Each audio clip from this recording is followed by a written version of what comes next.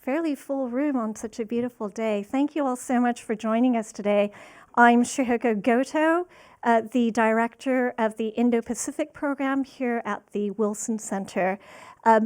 We're gathered today on such a beautiful Thursday and in the middle of the World Bank IMF annual meetings, but we will be spending the next hour talking about something that unites the United States and Japan, and that is economic cooperation, especially both bilaterally and multilaterally in the Global South. I hope that you will be able to join us. If you are joining us via Zoom, you will actually be able to ask questions in the chat box below. For those of you in the audience, we will have a moderated conversation, and then there will be opportunities for you to ask questions. So without further ado from me, I would like to introduce the President and CEO of the Wilson Center, Ambassador Mark Green.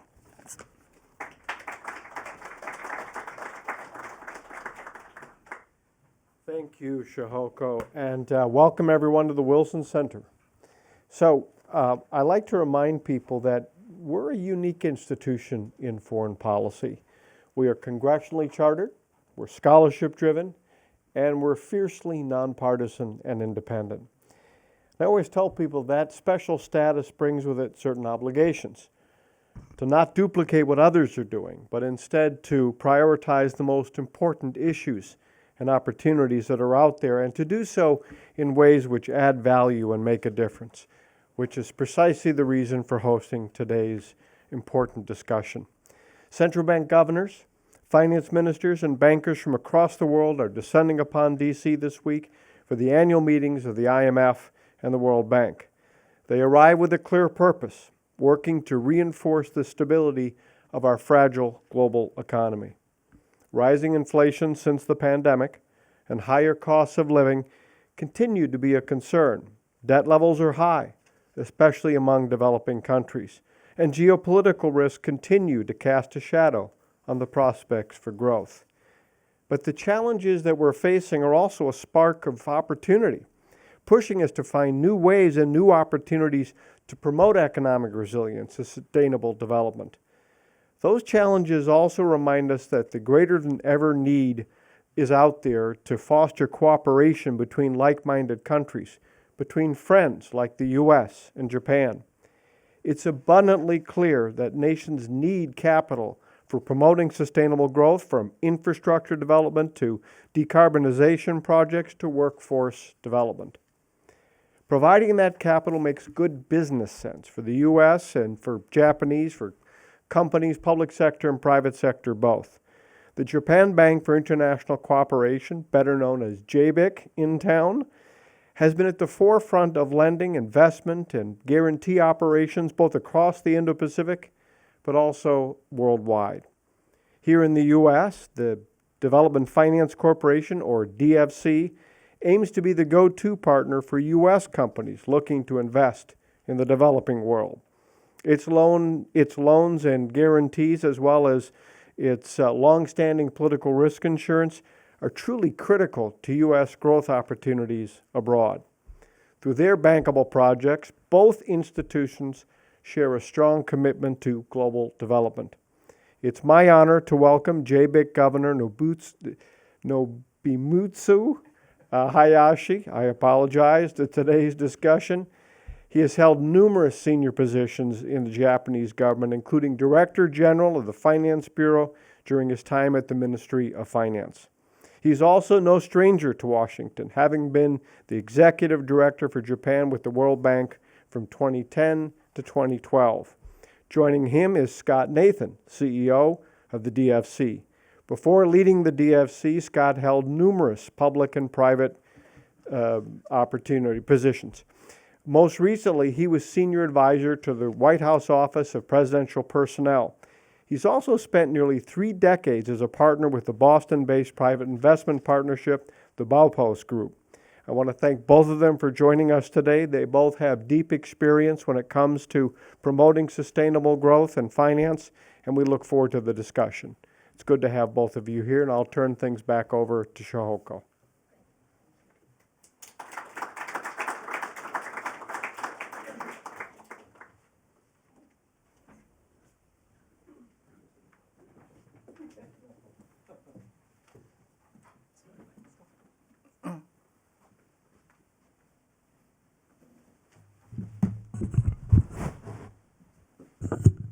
So we have a lot to cover in an hour, so less than. As was mentioned previously, the World Bank and IMF are meeting right now. And the IMF, as well as the World Bank, are cautiously optimistic about global growth. The IMF World Economic Outlook is anticipating GDP growth worldwide of about 3.2% this year. Growth in advanced economies are averaging about 1.8%. There are really high expectations on the part of emerging markets and middle-income economies, and the investment opportunities in the global south are clear. But expectations for solid returns are also accompanied by concerns about risks. And there are many risks that we are facing today in the global economy, including certainly ongoing and potential conflicts across the globe, including the Indo-Pacific. That's not all. We have the climate challenge, unexpected risks such as a potential global pandemic, health concerns, the list goes on. So one of the questions that I hope that our speakers can answer today is how can investments and guarantees offered by both JBIC and DFC be part of a win-win partnership that is not only promoting growth in the target economies, but also leads to business opportunities for both Japan, the United States, and beyond. So with that, I would like to invite Governor Hayashi to share some of his thoughts about what he sees in the meetings today, what he's actually hoping for JBIC and for Japan in the coming. Well, thank you very much for your kind introduction and for your kind introduction, Mark. Thank you very much. Just call me Nobu, that's fine.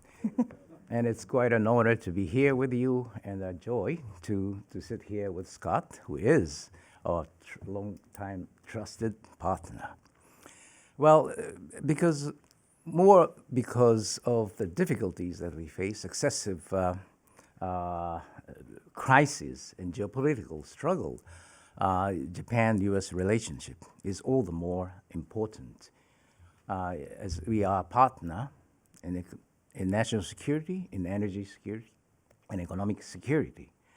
And based on this very strong partnership, we have built up multiple layers of multilateral cooperation with Quad, with India and Australia, and we have a summit meeting between Japan, US, and Korea.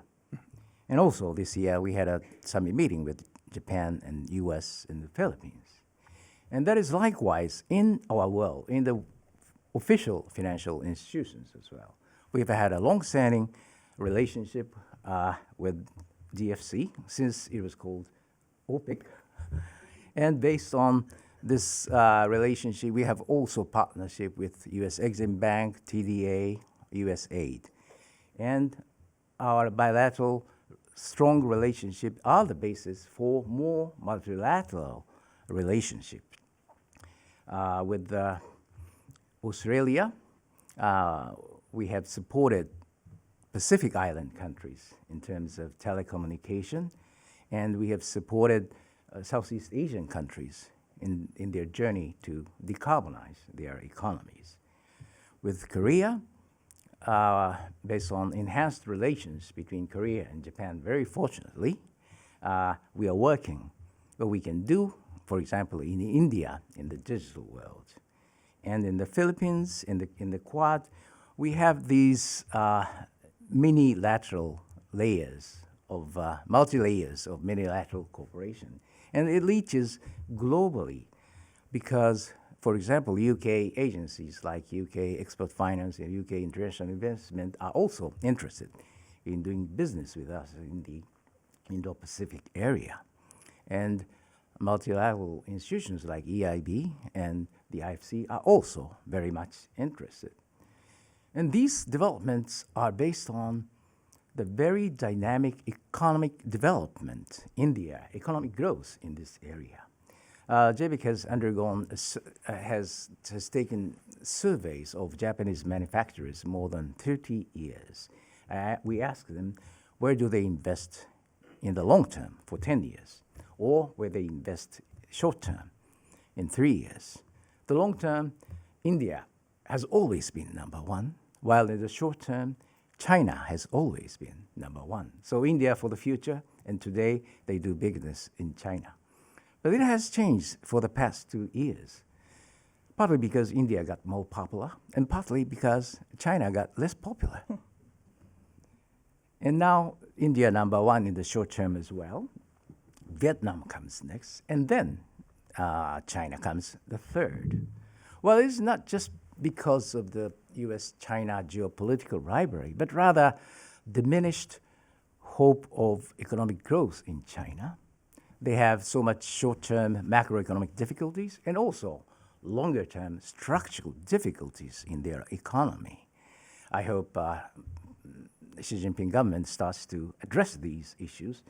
But we see more growth opportunities in India or in Vietnam and other Southeast Asian countries as well, which gives us, Japanese companies and US companies, a lot of opportunities to do more involved business and to strengthen our partnership, our open and free society, our market economy, and rule of law in this very important area.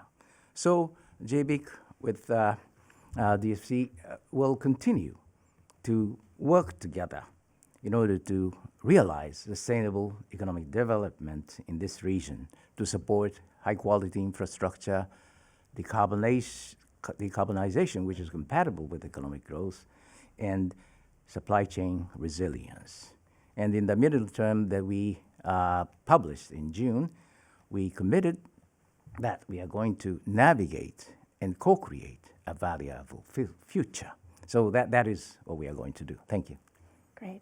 Thank you so much. I'd like to come back to this issue about risk tolerance and potential for U.S.-Japan partnership in that. But before I do, if I could invite Mr. Nathan to share some of his opening thoughts and comments.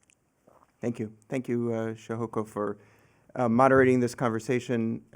Mark, thank you for the introduction and for hosting us here. And it's particularly, for me as the CEO of the Development Finance Corporation, a real pleasure to be welcomed by one of the original board members of the DFC. So thank you for your role in helping getting us started.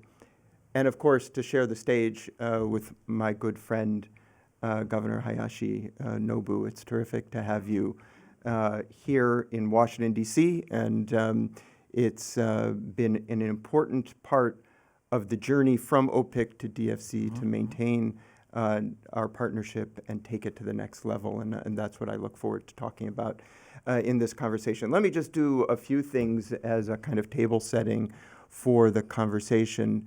The Development Finance Corporation is not always that well known, so I want to say a few things about it. We're about to celebrate our 5th anniversary of our launch this coming December. We were created by Congress under something called the BUILD Act in 2018 and launched a year later at the end of 2019. Congress had the idea of having a more robust, more active development finance institution that could really help not only advance the development goals of the United States, but help strengthen national security by advancing our foreign policy goals as well. And in order to do that, they gave us an expanded tool set. So in addition to the loans and loan guarantees and political risk insurance that Mark mentioned, we're also given the ability to make technical assistance grants and, very importantly, make equity investments. Part of the idea there was to be a better partner with our DFI peers in our allied nations. Again, bringing it back to a partnership like what we have with JBIC. In the Indo-Pacific, we have made an enormous effort to increase our game. In the last 3 years, we've tripled our portfolio in the Indo-Pacific. We're in the process of opening offices throughout the region. We currently have Indonesia, Singapore, Thailand, and India. We're adding Vietnam and the Philippines.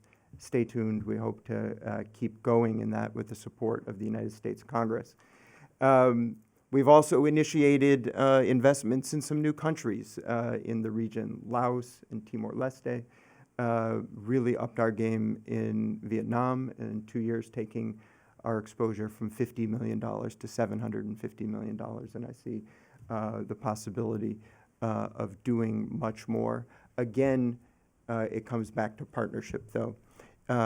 Whether it's the Quad, as Nobu mentioned, where along with our colleagues in Australia, India, and Japan, we've been able to accomplish some initial transactions. A couple of years ago, we did distributed vaccine manufacturing in India by supporting Biological E. We were in that deal together. And as Nobu mentioned, our trilateral partnership for infrastructure with Japan and Australia resulted importantly in the acquisition of Digicel's assets to secure digital networks in Papua New Guinea and 5 other Pacific Island nations. Very important developmentally and hugely important strategically, especially for our friends in Australia. So we were delighted to be able to participate together with Japan in that transaction. The DFC today announced our 2024 fiscal year results. In just 4 years, we've more than doubled our level of activity. We did over $12 billion across more than 180 transactions. This is important because we're on the threshold of losing our authorization from Congress. If we don't get a reauthorization bill 1 year from now in early October, it would be pencils down for DFC, and that would have some seriously negative ramifications for our reputation and our ability to do business. I don't think anybody wants that. The opportunity to do reauthorization is also a chance to tweak some of the original authorities we were given, fix some of the issues related to equity, enable us to be even better partners with our colleagues, and make more impact, because that's ultimately what it's all about. We're an agency that does deals. That's the only way we affect things. We're able to mobilize capital to businesses throughout the world in places that need it, and help make a difference for their economies. Economic growth is opportunity that leads to stability, and that is good for the United States. So I look forward to this conversation, talk about our partnership together, and again, I thank the Wilson Center for the opportunity. Thanks so much. Yeah, thank you so much. So if I can go back to this idea of harnessing the power of private capital, that is an interest that both JBIC and DFC share. But of course, when we look at bankable projects, they are the most attractive are in certain industries. They're located in certain countries as well. There is a tier system of where that attractiveness of investment opportunities are. My question is really about coordinating between the two agencies about where that capital can actually be, so that it's not concentrated simply in one industry or in a handful of countries. Well, actually, we can't do every project in every country, in every sector. In our case, our mission is to support Japanese industry. So where Japanese companies are interested, maybe a power project in Indonesia or mobility project in India. So it varies country to country. So we share with DFC and other like-minded agencies what we do and what they do, so that we share our interests, our concerns and challenges, so that we can find a real good project to work together. We may do it alone, we may do it together, or we may invite other agencies, or we may invite MDBs. That's what we do, project to project. And coming to the private finance, well, more and more countries in the region would shy away from getting ODA loans. They don't necessarily want to increase government debt, because debt is obviously the most difficult issue to challenge it. So they prefer to have investment by private companies. And we facilitate those investment through our financing. We don't give much TA as Scott does, and we are not an agency that provides technical assistance per se. But through actual project on the ground, we work with the private companies and we work with the government agencies that regulate those sectors so that we can do technical assistance as we go along. That's what we do. Yeah. Maybe I could add. We operate across multiple economic sectors. We're actually organized along 5 primary lines of activity: infrastructure, energy, health care, agriculture, and support for small business through financial institutions. There is no shortage of demand for capital in the developing world in all of those areas.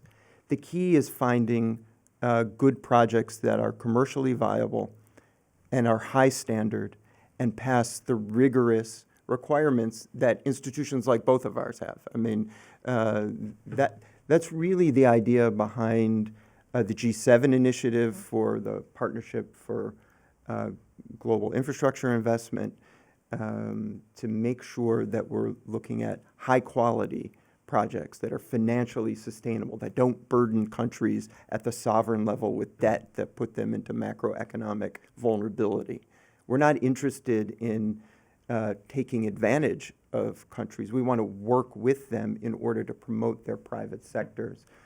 Because it's really our activity, and I believe this is the case for JBIC as well, is really founded on the idea that as important as development aid is, at the end of the day, a much bigger pool and probably much more stable and financially sustainable pool of capital is private capital. So having deals that are justified on commercial grounds is really ultimately the way to help get people out of poverty and create long-term economic growth.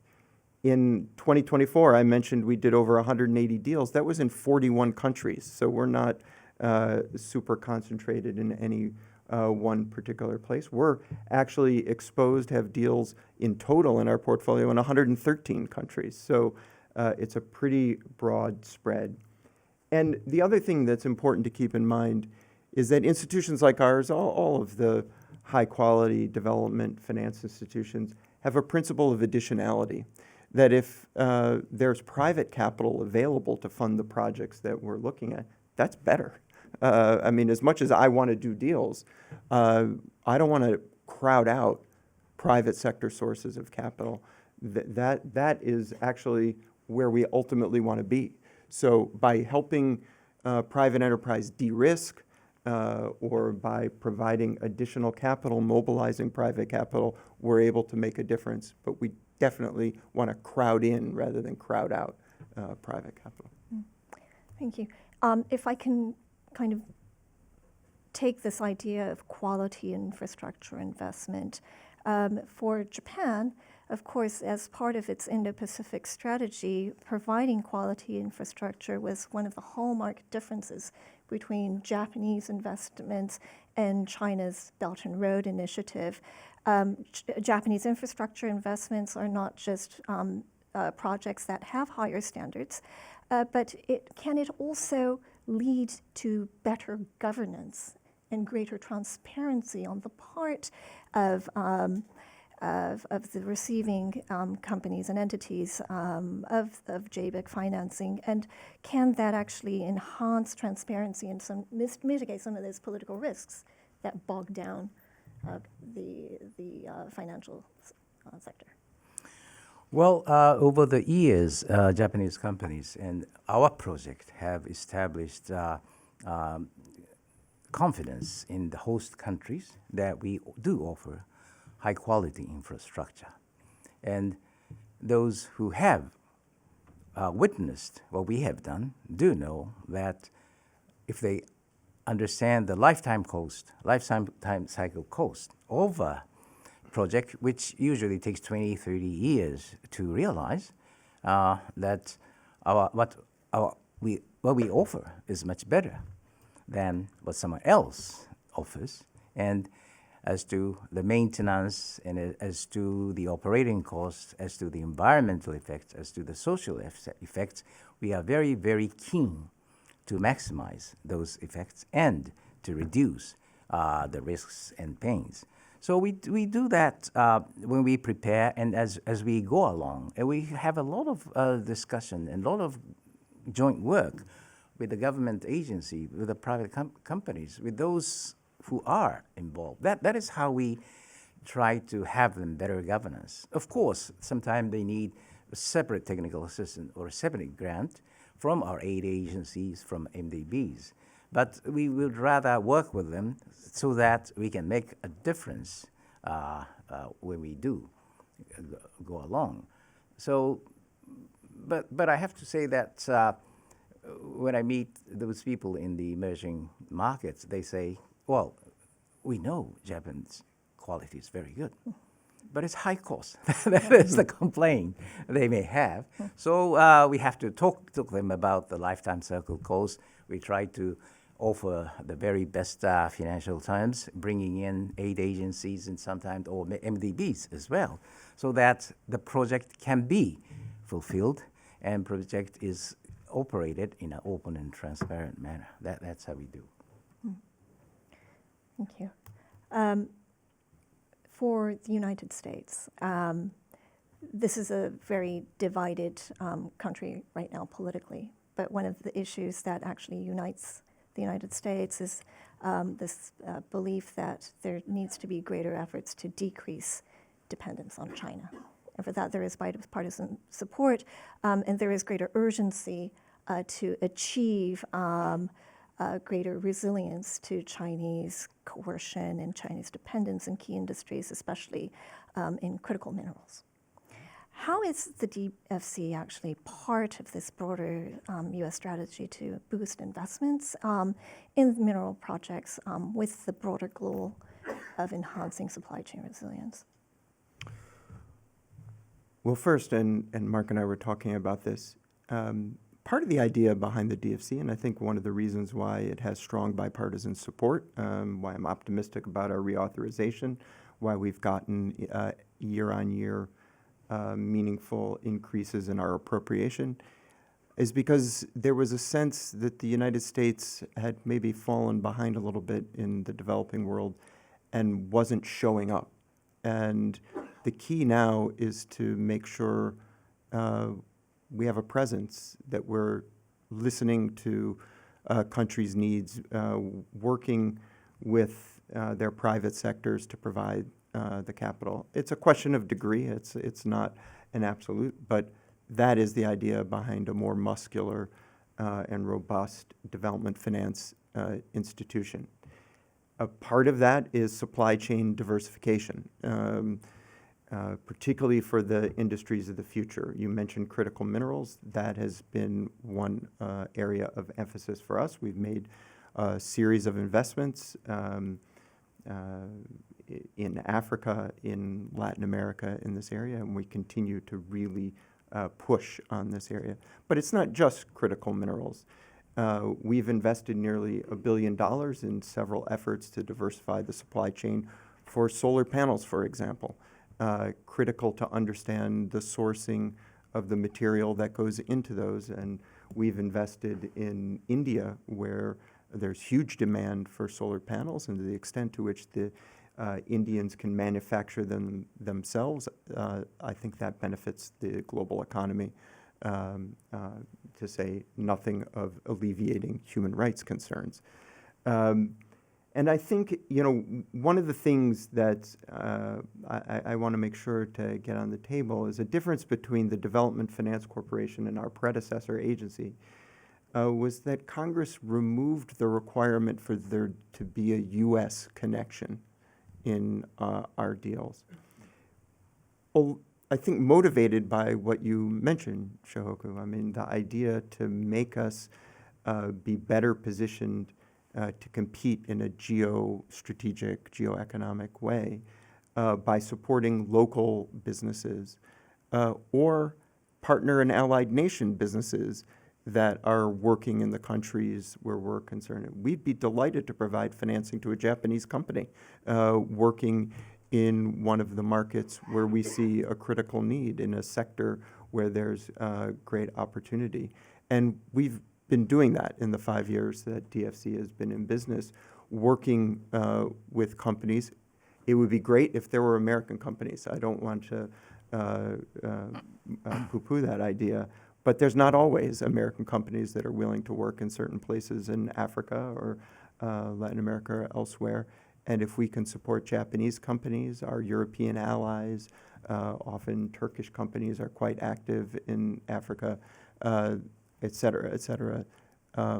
As long as they represent the kind of high-quality standards that we insist on, that we're able to do the kind of governance work that you just asked about, or go through the kind of know your customer and vetting standards that are critical for us to be able to do business, we're delighted to be able to do that. Great. Thank you. So I am not being rude, hopefully. I keep looking at my phone because we are taking questions from the audience online. So if you do have a question, please do submit in the chat box in the box below where you're seeing us being live streamed. Before I turn to questions from the audience, I've always been warned not to ask hypothetical questions. But I would very much like to in terms of talking about post-conflict reconstruction. And the situation in Ukraine, we can debate about when there will be peace restored and how that peace will be achieved. But it is clear, speaking with some private bankers here in Washington for the annual meetings, there is quite a lot of appetite to invest in Ukraine post-conflict. They are concerned about the political risks. They are also focused on certain industries, especially in telecommunications, less so in possibly big infrastructure projects and the like. Where are the opportunities for DFC as well as JBIC to provide the kind of not just investment opportunities to support Japanese and U.S. companies, but also provide the kind of the risk guarantee that needs to come? Well, you mentioned post-conflict. We're not waiting. We have now, since February 24th, 2022, when Russia's further invasion of Ukraine was launched, the illegal and brutal aggression by Russia, we have made more than $1.1 billion in additional transactions to support the private sector and economic growth, economic resilience in Ukraine. This is across the board, but some areas of deeper activity are the agricultural sector, where Ukraine has significant advantages, and it's crucial to keep that sector thriving in order to support the overall Ukrainian economy. But it's also, we've done a number of investments in manufacturing, and especially in financial institutions, which are then on-lending to small and medium enterprises, the engine of growth in almost every economy, and especially at this moment in Ukraine. In fact, this morning, we had a ceremony signing another $40 million loan portfolio guarantee for a private bank based in Lviv called Credo Bank, and this is, I don't really know, I think our 5th or 6th transaction in the banking sector. Mm-hmm. It's also an area of partnership. We've worked with JBIC and many of our European colleagues, our colleagues at EBRD, who are really leading the way at the current moment, and the International Finance Corporation, to make sure that we're doing trade facilitation together, sharing risk in that way, and also supporting financial institutions and other businesses. The final thing I'd say is the current moment in Ukraine is really perfect for our political risk insurance tool as a way of mobilizing capital, and there's great demand for it. And it comes in a number of different ways. We've done political risk insurance to support businesses in the agricultural sector who otherwise would need to withdraw their working capital or not be able to make capital expenditures into facilities that need to be rebuilt and operating. We've supported through our reinsurance, the rebuilding of the insurance sector in Ukraine itself. All economies need as an important part of their financial infrastructure to have a thriving insurance sector. And you can imagine what's happened given the war. The insurance sector in Ukraine has really shrunk. We're trying, along with a number of private businesses from outside Ukraine, especially Aon, to try to revive and support and help risk transfer to get the Ukrainian insurance sector on its feet.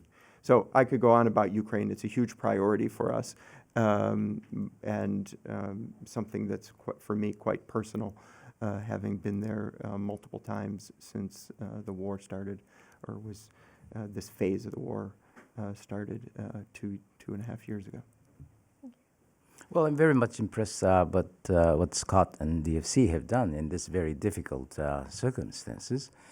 And in the case of us, as we are to support Japanese companies do, some of them do stay in Ukraine and continue to do business, but they don't have any actual short-term needs for reinvestment at this time. As though we are ready, we haven't done an actual lending operation. But Ukraine is so dear to us. The situation is so very much close to us in the Far East Asia. So the limitation didn't stop us doing anything in Ukraine. We have a partnership with the BGK, which is a development bank of Poland. Poland, as you may know, is a country who is most generous to receive refugees from Ukraine.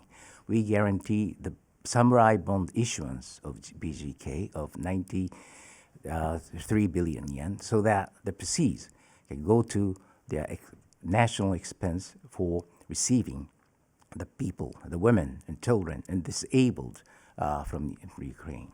We continue to work with those institutions to find what we can do.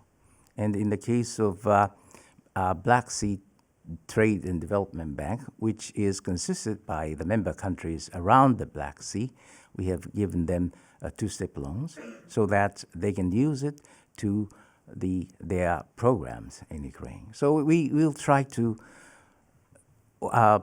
find opportunities, overstretching our mission, so that we can do in times of real necessity. If I could just add, I mean, I think that's what Nobu said is really important.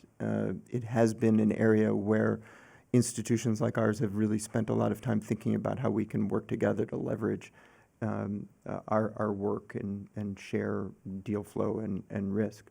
But there's also an opportunity that for DFC in the bordering countries of Ukraine, the countries that have felt energy vulnerability, particularly because of Russia's aggression and coercion. And we have undertaken activities to support,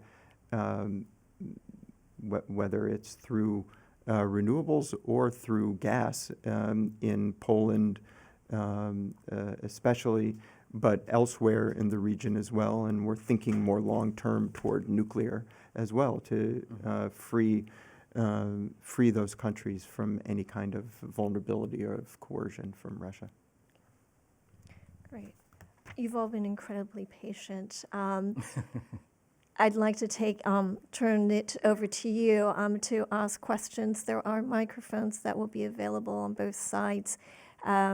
If you would like to ask a question, if you could please raise your hand, and we will get a microphone to you. If we could start with Jim, that would be great.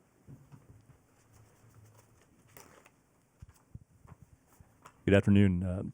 And thank you so much for coming here to the Wilson Center today.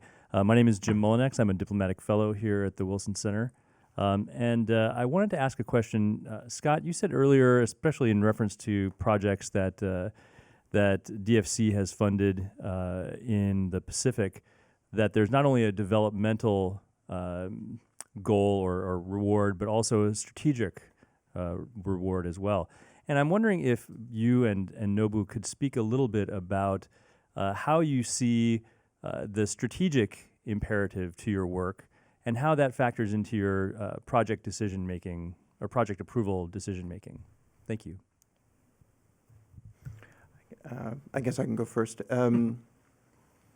So it's quite explicit in the mandate and the mission that DFC has that we should be doing projects that are both supporting our developmental goals and mission as well as strategic.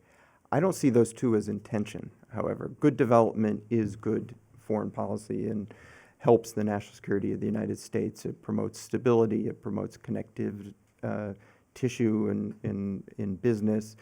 And it's my personal belief that private enterprise is really the engine for bringing people out of poverty around the world. It's a way to reflect our values of the rules-based system. So I don't see them as in tension. But of course, across 180 deals in a year, there's kind of different emphasis and different flavor. So infrastructure deals, by and large, while being very developmental and having huge economic growth ramifications, also have real meaningful strategic importance. For example, we provided $553 million to a consortium of an Indian company and a local Sri Lankan company to develop a port in Colombo. Happens to be right next to a port run by China Maritime. But this is key on critical shipping lane from the Straits of Malacca to the Suez to have open port that will serve anybody. And it's critical for India because India relies on Sri Lanka for transshipment given the difference in depth of their ports. This is important for the Indo-Pacific. It's important for global trade, highly strategic. But it also will employ 1,100 Sri Lankans, and it's a huge boost to their economy to have that kind of infrastructure. So that's a highly strategic deal, but also developmental, and that's an example.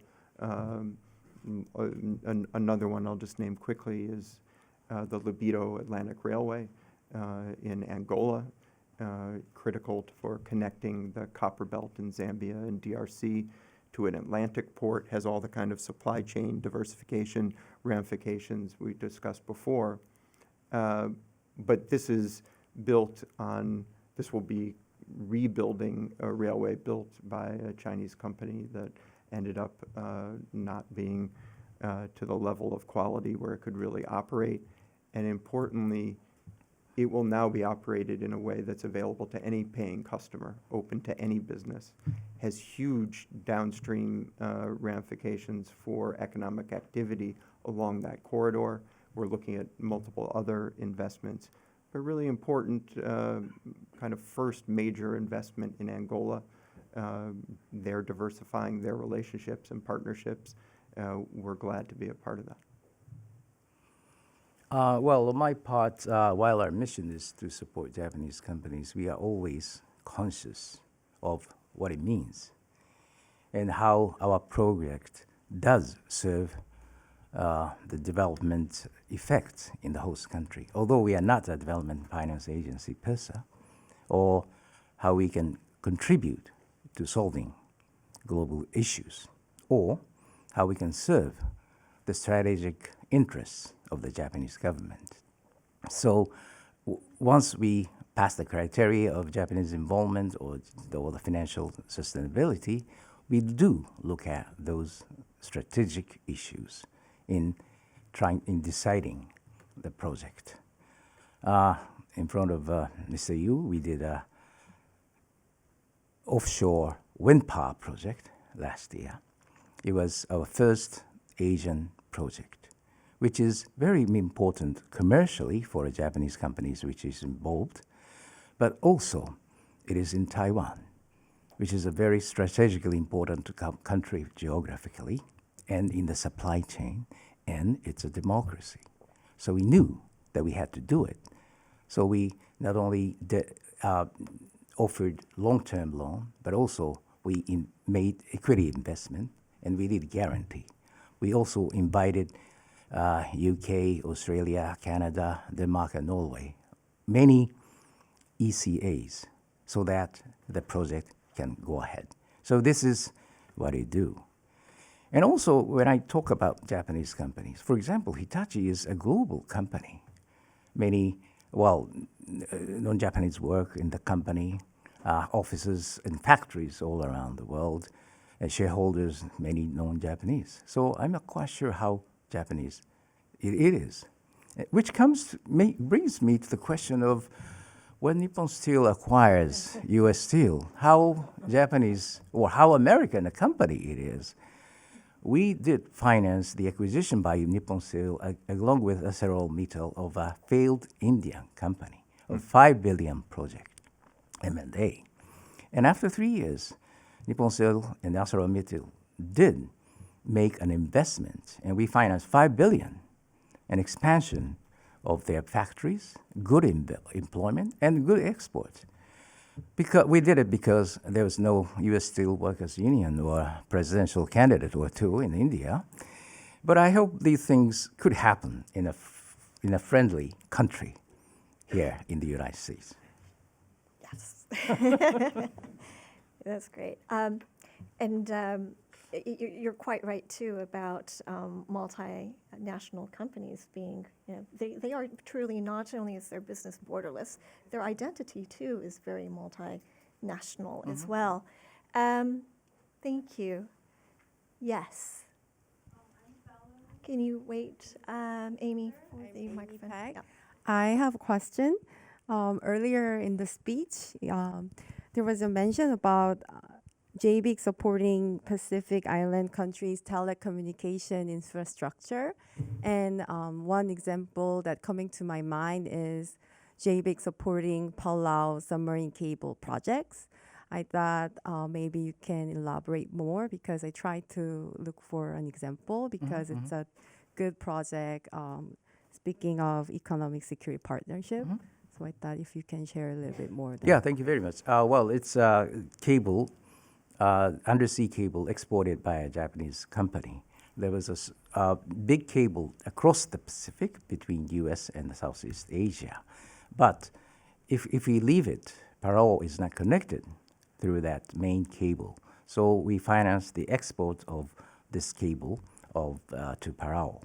But this is a very classic export credit. We used to be called Exim Bank as well. But as we do more and more financing and investment, we change our name to JBIC, Japan Bank for International Cooperation. But this cable business was very much classic export finance. But because it is a Palau, they needed more concessional financing, which we fortunately got from US and from Australia. That's how we could proceed with that project. And Scott talked about the acquisition of Digital Pacific by Telstra, an Australian company.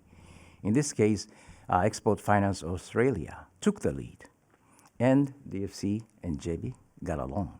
So there's a kind of cooperation amongst us, using their missions, making the advantage of their expertise, so that we can absolutely realize something, which is very, very necessary.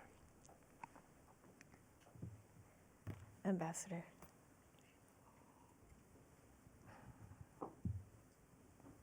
Yeah, I'm Alexander Yui, Taiwan's representative to the United States, and very glad to be here to listen to this conversation. And also, what you're saying is in line with what Taiwan is trying to do, which is help as much as possible in development in many friendly countries. And I'm very happy that we already have a partnership with DFC, and hopefully we'll be able to also collaborate with JBIC and Taiwan.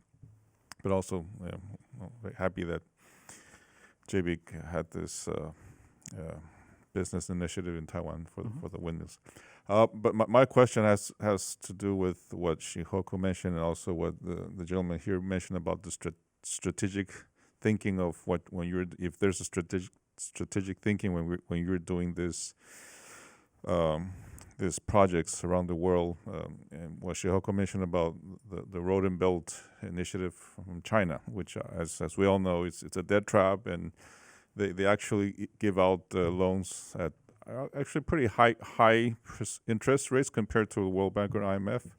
But everything is Chinese, and it's very easy to get, but then hard to swallow afterwards. And many of the projects at the end become Chinese, like the one in Hambantota and others.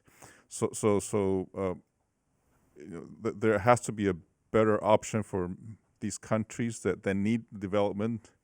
They're eager to get development, but they can't find it, and then come the Chinese. So I'll give you one, but very easy. But then they pay the high price later on. So you are the options, and we are the options. And then all these countries have very high amount of debt from the Road and Belt, and then they ask the World Bank or IMF to try to bail them out, which is so again comes to the question: is there anything that you or the like-minded countries are doing to sort of balance or try to give these countries a better option instead of swallowing this very easy pill but hard to digest later on? Well, as I mentioned before, showing up matters because something beats nothing every time. Yeah.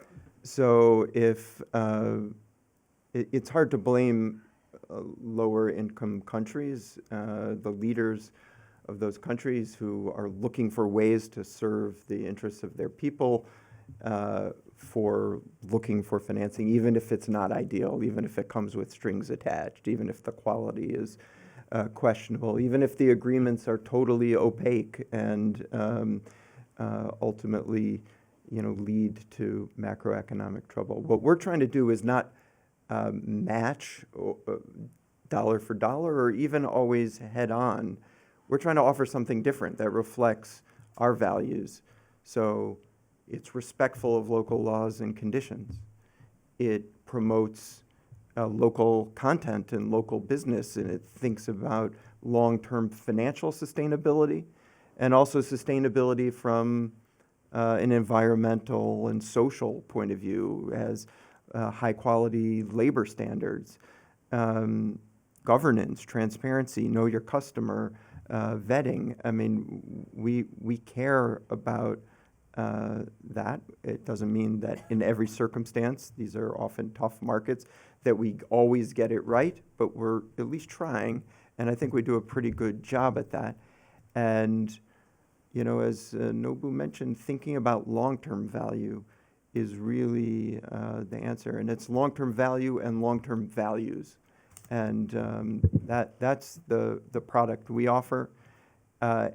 And when I travel and meet with leaders in the developing world, they're looking for diversification of their economic relationships. They don't want to denounce their existing partnerships, you can understand that, but they are definitely looking for alternatives.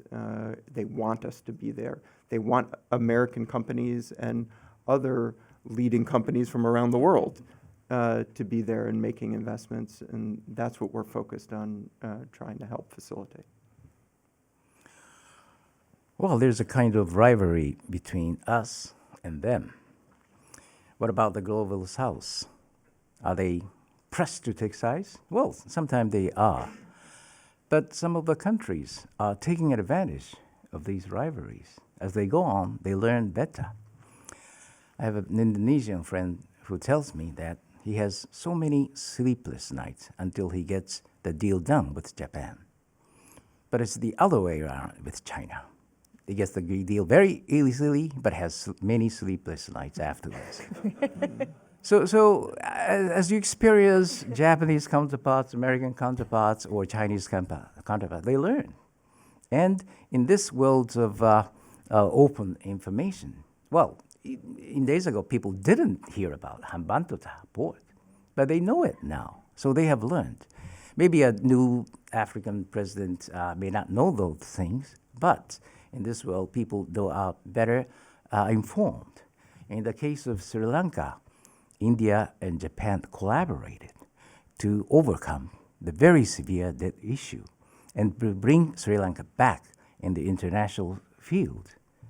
And China was not an official member of this club, but had to do the same thing. So that's what's happening, and that's what people are demanding. So I think this is, we still have to continue to work by ourselves and work together, and to offer more and more better alternatives and have them understand those alternatives. Thank you. I'm afraid, I know there are many other questions people would like to ask, but I'm afraid the time has come for us to conclude our conversation. We've been very fortunate to have the heads of both JBIC and DFC with us at a particularly busy time for both of them. So again, on behalf of the Wilson Center, I do want to thank you for sharing your time with us, Governor Hayashi and CEO Nathan. We hope that you'll be able to come back to continue the conversation about strategic competition, the role of private enterprise, about opportunities for U.S.-Japan economic cooperation. The list goes on. But for now, thank you again. Thank you for joining us, and I hope to see you again on for another event. Thank you, Thanks. Sha. Yeah, thank you very, very much. Thank you. And thank you, the Wilson Center. Thank you very much. Good.